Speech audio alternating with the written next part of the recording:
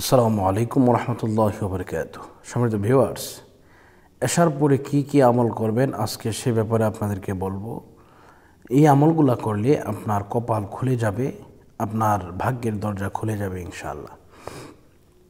তো আসুন আমরা কথা না বাড়িয়ে মূল কথায় চলে যাই। তো এর পূর্বে আমার চ্যানেলকে যারা সাবস্ক্রাইব করেন নাই, আপনাদের এই ছোট্ট চ্যানেলটাকে সাবস্ক্রাইব করার জন্য অনুরোধ করছি, আর যারা করেছেন ধন্যবাদ জানাচ্ছি। তো এশার নামাজ আদায় করার পরে আপনারা বিশেষ করে সূরা ওয়াকিয়া পাঠ করবেন।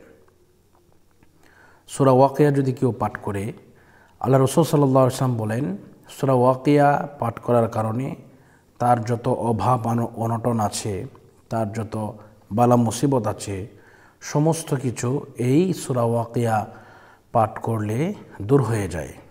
এরপরে আরেকটি আমল আছে, ফাল্লাহু খায়রুন হাফিজা ওয়া হুয়া আরহামুর রাহিমিন, এই আমলটিও করতে হবে।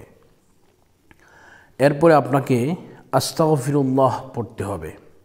আস্তাগফিরুল্লাহ রাব্বি মিন কুল্লি যামবি ওয়া আতুবু ইলাইহি লা হাওলা ওয়ালা কুওয়াতা ইল্লা বিল্লাহিল আলিয়্যিল আযীম, এই দোয়াটা আপনাকে পাঠ করতে হবে। এইভাবে আপনি এশার পরে যদি আপনি সময় পান, তাহলে আপনাকে প্রত্যেক রাতে ঘুমাবার আগে দুরূদ শরীফ 1000 বার এটা আপনি পড়বেন। এটার ফজিলত হচ্ছে অনেক। এটা বলতে পারেন যে হুজুর, এই দুরূদ শরীফ পড়া তো কোনো চারটিখানি কথা না, 1000 বার পড়া, তো এটা কীভাবে পড়ব? আপনি শুধু এটা পড়বেন সাল্লাল্লাহু আলাইহি ওয়াসাল্লাম। আমি আবারও বলছি, আপনি শুধু কি পড়বেন? সাল্লাল্লাহু আলাইহি ওয়াসাল্লাম। এভাবে এই দুরূদ শরীফখানা আপনি পাঠ করবেন।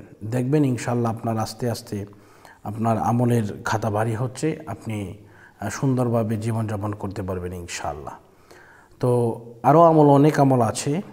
তা হচ্ছে সর্বশেষ যে আমলটা করবেন, বিসমিল্লাহ সহ সূরা ফাতিহা একবার পড়বেন, বিসমিল্লাহ সহ সূরা ইখলাস 3 বার পড়বেন। কয়েকবার দুরূদ শরীফ পাঠ করার পরে আপনি ঘুমের দোয়াটা পাঠ করবেন।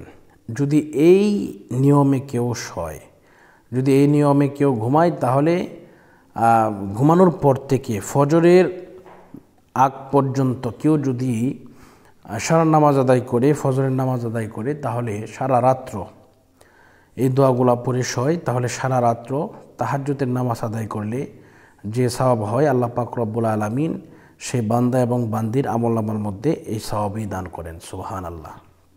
এজন্য আসুন আমরা আল্লাহ পাকের কাছে যাতে প্রিয় হতে পারি, আল্লাহ পাক আমাদেরকে সেই তৌফিক দান করুন। আপনারা সকলেই আমলটি করবেন। তো আজকের মতো এই পর্যন্তই।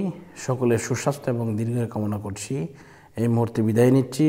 আসসালামু আলাইকুম ওয়া রাহমাতুল্লাহি ওয়া বারাকাতুহু।